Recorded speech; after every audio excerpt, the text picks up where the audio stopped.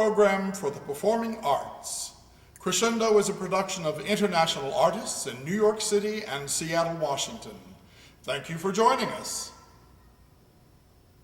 We're going to go back to the pipe organ manufacturing company TRIVO that actually makes organ pipes. We are going to see an organ pipe made from the very beginning to the end. As a matter of fact, the pipe that we're going to see happens to be this very trumpet pipe on the organ here. Now, I know that that's a little different appearance than you are accustomed to in organ pipes. Most people, when they think of an organ pipe, they think of a pipe that looks like this. This is called a principal, and this particular pipe plays a G above middle C. But organ pipes come in all different shapes and sizes, and we're going to show you how they're made. I have here with me a gentleman by the name of Joe Clipp, and Joe is one of the partners in TRIVO, the Tri-State Voicing Company. They build the finest reed pipes for pipe organs today. Joe, thank you very much for letting us come and take a tour of your fine, fine shops. Hey, it's our pleasure. Glad to have you. Let's go inside and see what you have to show us. Good enough. Follow me. The first step in the creation of a pipe organ is the pouring of the block. You see here 4 different molds that are going to be used for different types of organ pipes. Now, lead is used to create the block, and it needs to be skimmed off of all impurities, which you can see Lendl doing right now. In order for the block to work properly, you have to have specific holes for the air and for tuning. This bigger pin is for the shallot, which you will see created later on, and the smaller one with the handle is the tuning pin. Now, the lead has to be poured into the mold, and it will cool rather quickly and change color. And this will later be lathed to be the correct size and fit, which we will also see in just a moment. Now, watch very carefully as the lead cools. You will see it change color. It'll get a little bit lighter and dull. Now that the lead has cooled, Lendl will remove the tuning pin, and he will take a hammer and remove the pin that left the hole for the shallot. Once this pin is removed, we are at the point where the block needs to be taken to the lathe to have it shaped into the proper shape. Joe, I have to say that looking at this, it'd be hard to see how this was part of a pipe organ. Well, these are the lead blocks that have been made up and cast, but as with all casting, there is some machining that needs to be done. And this block is the thing that actually holds the part of the pipe that's the resonator that we have the sound comes from. And if it were to be a trumpet, on top of this would be a nice tapered pipe. Exactly. That's what it does. It also holds the shallot and the reed tongue and the wedge. And the tuning wire, of course, goes through that, so that lead block is very important in holding the whole. That's the central part of holding the entire piece together. Exactly. The shallot that goes on the bottom of that and the reed tongue is actually what makes the sound. Exactly. The wind goes against that reed tongue, just kind of like a party horn, but a very sophisticated one. That's correct. That's correct. All of our work is pretty much by hand, and so you have to take some care in order to get it to look right and to work right. It's interesting to note, a lot of people don't realize that in pipe organs, there has to be a separate pipe for every single musical tone. So on a keyboard that's 61 notes long, there actually have to be 61 individual pipes, each one graduated in size. You're absolutely correct. Each pipe for each note. Boy, I tell you, that's a work of art just by itself. Yes, he's very good at it, and it looks very nice. Charlie, thank you very much. Yes, sir, Mark. Good job, Charlie. This is a block that we just casted. This is the boot that goes on the end of here like this. And now the toe of the boot is made out of lead, so that it can be drilled a certain size to let the air come through. That's what we'll cast now. The next thing we need to do is heat the mold for what is called the toe of the boot. Now these are the two parts of the mold. You put them together and he is now ready to pour the lead into the mold. You can see a completed toe in front of the mold there. It is not perfect, it has some flaws, so we are pouring a secondary one. Once the lead has cooled, he is able to remove the toe from the mold. It doesn't take very long for the lead to cool enough to be able to be handled because it sets pretty quickly. So now he has completed a much better mold of the toe, and this is one that we will use to take to the lathe to prepare to put on the boot. Now that the toe is completed, we return to the same lathe Charlie was using a moment ago to lathe the toe to the correct size to be used for the boot. As Joe and Mark had mentioned earlier, you need one toe for every single note of an organ stop. So here you see a complete set of toes that are going to be used on the boots. Al is making the part of the pipe that really makes the sound. Al, tell us about this. Well, this is it's called a shallot, and it's made out of parallel tubing. And our first operation is to make a flat on the face of it, so I know what type of opening it'll carry. I use a 60-degree V cutter to put the opening in. After cutting the opening, Al is now going to have to solder an end cap on it. So he lights the torch, and here we see a flat square end cap being soldered onto the shallot. The corners of this are going to have to be sheared off. He'll take it over to the shear off all the corners, and now take it to the sander and very, very smoothly polish every part of the outside of this shallot until it looks like one solid brass piece. A real craftsman. And this is lacquer that's cut down real thin so it dries in the air. Just dip it in there, let it dry, and it's a finished shallot. Joe's going to show us some of the actual metal that the organ pipes are made out of. This is a piece of what's called spotted metal, which simply means that it's a mixture of lead and tin. The tin cools after the lead has already cooled, and so it lays in puddles, and that's what makes that textured look of that spot.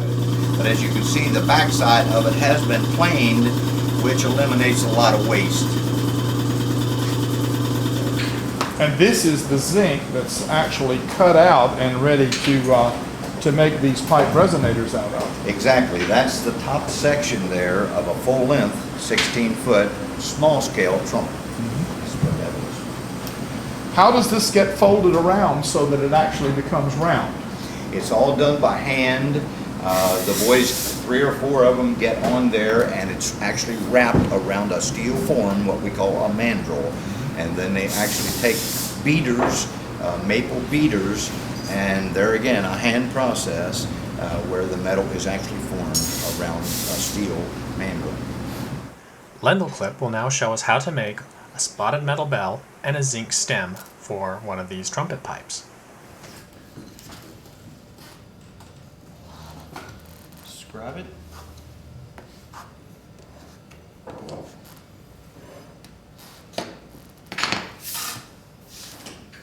Bring it over here to the shears.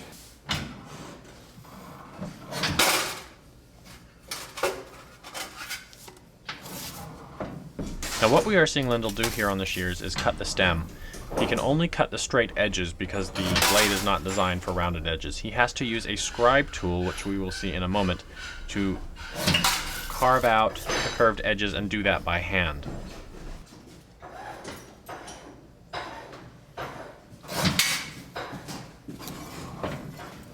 It's got a blade on it there. Sharp edge on it. And actually hook this out by hand. Follow the scribe mark. First time you go through lightly. Go through another time a little bit deeper. And after you get it scored good enough, you can just take this, bend it. There you go. There's your arc. Put the pattern on and do pretty much the same thing.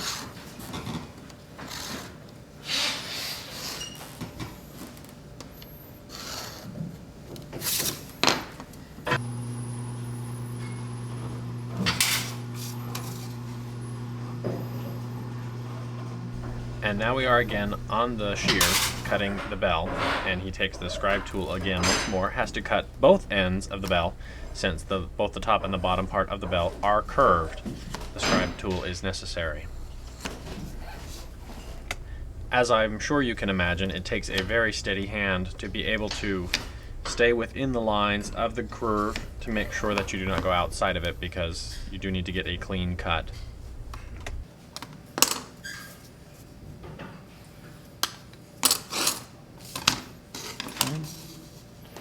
There's our pipe in the flat.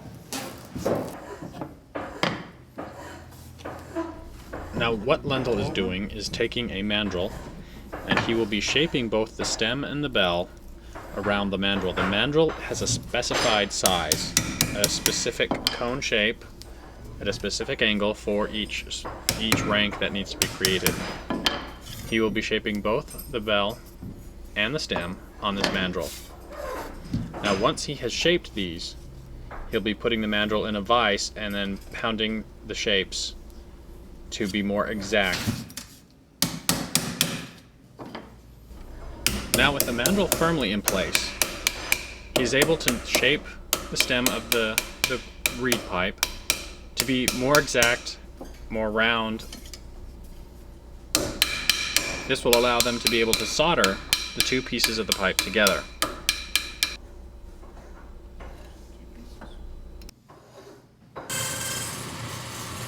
Wherever you're going to solder, you want to give us another coat. It's already got one coat on it, but we're going to give it another one here right along the seam so that it'll take the heat. Now what Lendl is doing is putting some masking paint on both pieces of the pipe, on the stem and on the bell. This is the area where they don't want the solder to affect the metal. This will make it so that the metal does not receive the heat. Therefore, when they scrape it, like is being done now, where the scraping is done is where the solder will go, and that will then make a perfect seam. Now both sides of each opening need to be scraped in order for the solder to attach to both sides to form a weld down the two pieces of the bell. Now comes the actual soldering of the pipe. Now this soldering iron he is using, you probably haven't seen very often, is a gas soldering iron. So it has to be lit, and there's an actual flame heating the element. Now he has to tack the sides together in order to hold the pipe together while he completes the solder joint. As I'm sure you can tell, this does take a very steady hand.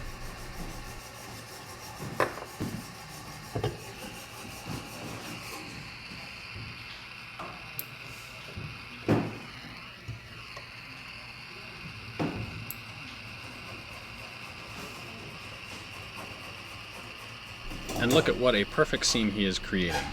One solid seam all the way up the entire stem. Now comes the soldering of the bell, which he will solder in much the same fashion that he did the stem.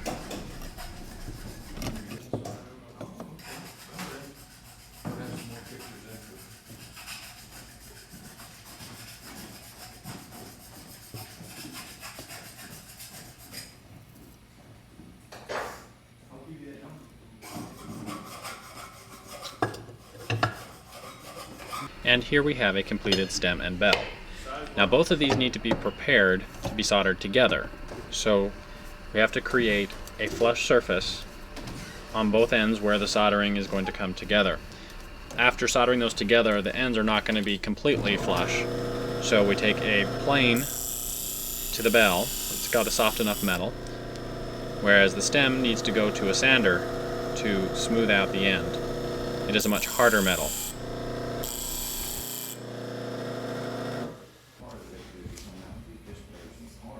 Now we can begin soldering the stem and the bell together.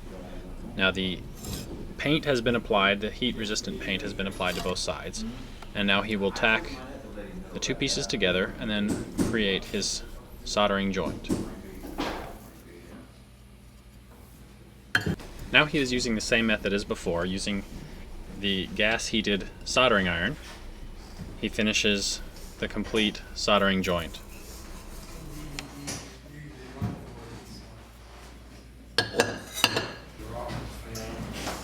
That's it, man.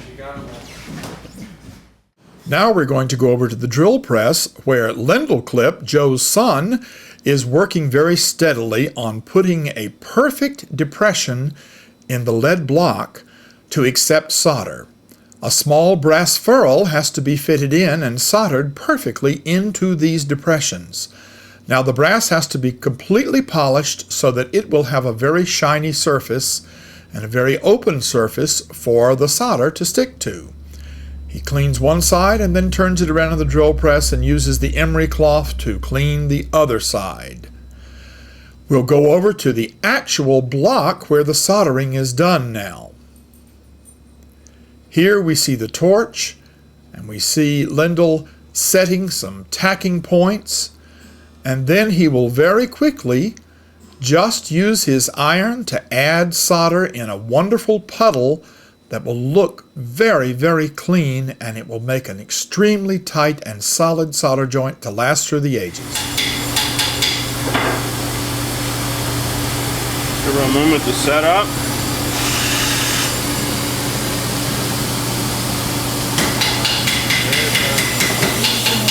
Nice and hot.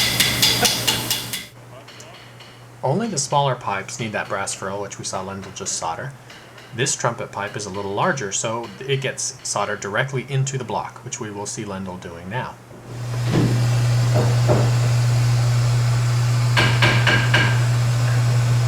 Put some solder around. Make sure it's straight.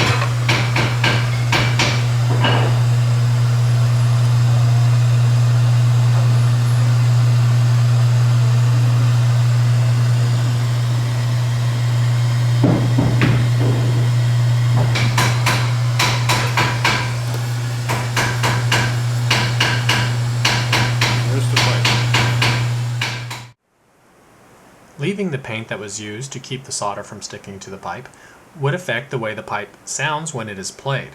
So Charlie is now taking a solution and cleaning it off before the pipe is lacquered. That stuff is what? This is thinner. This cleans them up so the finish will stick to them. That way the lacquer will stick to good clean metal better. Now this is the lacquer that we're going to be spraying onto the pipe. And Lindell has his lacquer spray, and we need to do this in a well-ventilated area. That's why that we see the fan behind. And this has to be done in several coats. It has to be sprayed, and then we have to let it dry, and then we need to spray it again. Now the first coat has dried, we are now applying the second coat to the pipe.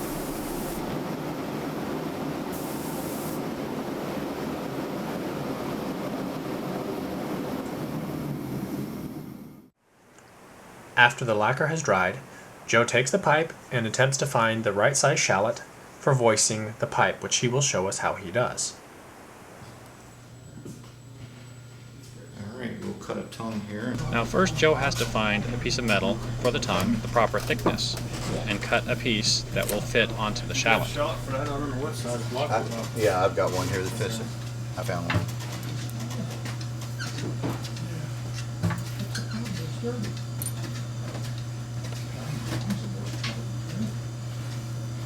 Now the tongue has to fit onto the shallot properly, so he needs to make sure that it is cut to the right width to fit on the shallot. Now Joe is going to insert the shallot with the tongue he created into the block which you saw us pour at the beginning of the show. It has to be lined properly and the tongue has to be set in properly. So he has to make sure this is exact. Now he has to take a wedge of wood, and this will hold the tongue in place, as we will see. That's what holds the... That holds the tongue in place.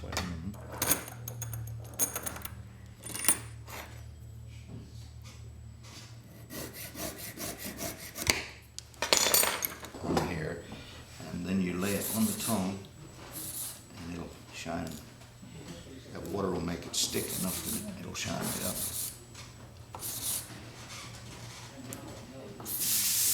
Does that help with the tonal quality?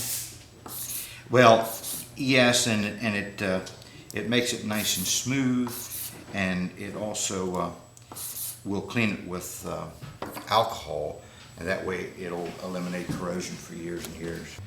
And we just put it down into that belly area and start from the back and rub the curve forward. I'm putting more pressure as I go forward with it, even though it doesn't look like it. But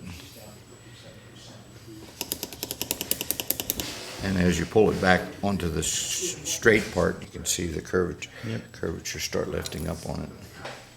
Then it's ready to be wedged in place, and everything needs to be nice and square, and the tongue needs to be flush with the top of the shallot, and it will pull just a fraction as you drive it.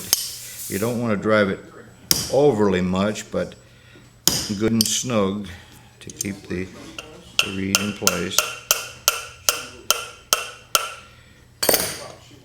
And then the lead needs to be closed in around the whole unit to keep the air from escaping up through it. And then we need to put, probably going to be a small wire. We need to install the wire. This is a tuning wire. And there again, there may be a little bit of a burr on the end. And take that off, put it through the hole, and then you want just enough tension to keep it good and tight. And then a right angle on here, a right angle bend. And then you check your tension. It needs to be good and square like a T as it rides up and down on the face of the tongue. This is a 1 foot C, so it would be 11 inches. So we're just going to put the tuner right in there at that point. So what we do, we have these dividers set up so that the width of the tuner is proportionate to the width of the top. A little mark so. And then in order to get a straight edge, we do it this way to make the straight cuts in it. Okay, that's C. Cut it off to make it C. And then we need to cut this through a little bit more in order to make it easier to roll.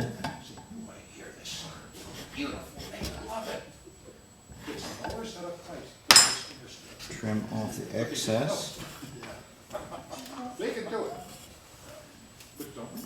And then we need to put the cross mark on. But that chest is on such high pressure, all the checks went up into the rail. Oh, really?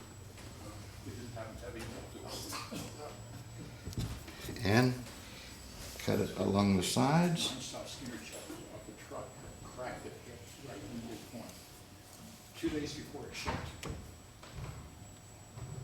So the speed we worked. And then just like opening a coffee can, Right through the channels and we'll clamp it together. It'll work. make that little roll in it. Can't do that on molar chest. And then the excess, if there's anything hanging along the edges, sort of peel it down, even it up. So there's the tuner. We need to put the boot on yet. So with the boot and everything attached, there is your complete reed pipe. This little setup here is called a voicing machine, I believe, Exactly. and this is where you really do the finished work on this. I noticed that several of the pipes here have different shaped tops on them, and that's what makes the different sounds between trumpets and English horns and oboes. Right. Along with the shallot. With the shallot, the shape of the shallot Shape of and the the shallot. thickness of it and all has a lot to Right, do with it as well. This set of pipes, as you can see, the boots are old, the blocks are old. We just put new resonators onto these blocks, and so we can utilize the boots, the blocks, even the shallots, and some of the wedges. I understand that that's a good bit of your work here, is that people will send you sets of pipes that are old and tired and worn out Right. to get new life right here. That's one of the things that really is a crowning glory, is to be able to take something that has been in use for sometimes 100 years and then reclaim it and make it beautiful again. Can we hear a few notes of this oboe? Sure, but this is the little oboe. This is on 4-inch wind pressure.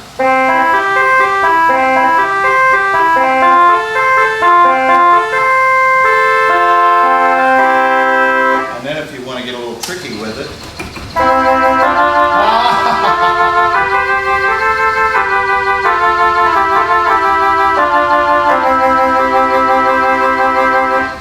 now that's called a tremolo, and it actually shakes the wind.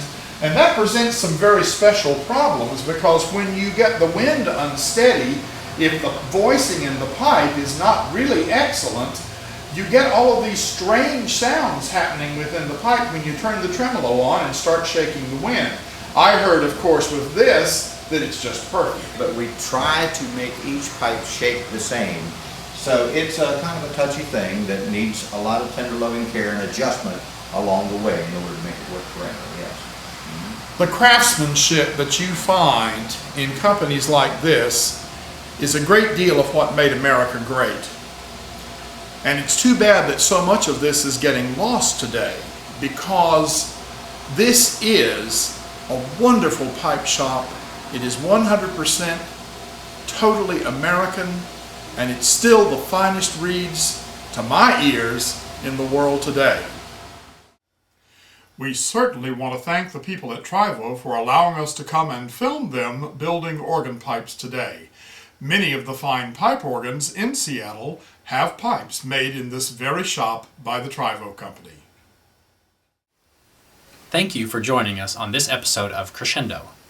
We hope to see you next time.